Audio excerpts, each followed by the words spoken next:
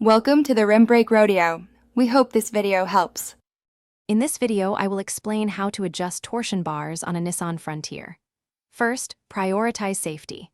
Always ensure your vehicle is parked on a level surface with the parking brake engaged. For your protection, wear safety glasses and gloves.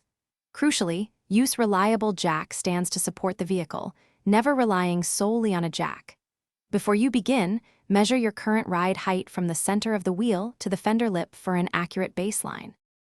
Now, let's locate the adjustment points.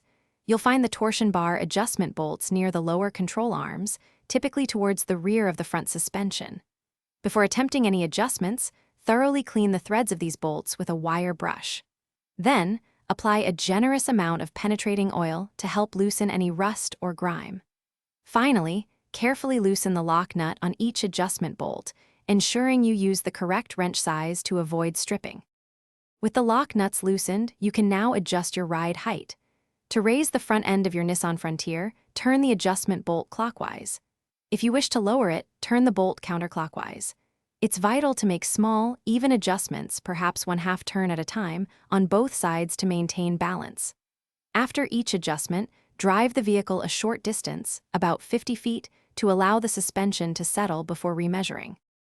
Once you've achieved your desired ride height, it's time for the final checks.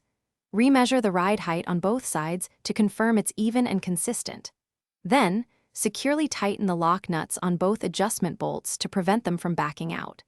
It is absolutely crucial to get a professional wheel alignment after any suspension adjustments to ensure proper handling and tire wear. Also, regularly inspect your tires for any signs of uneven wear in the coming weeks. Thanks for watching.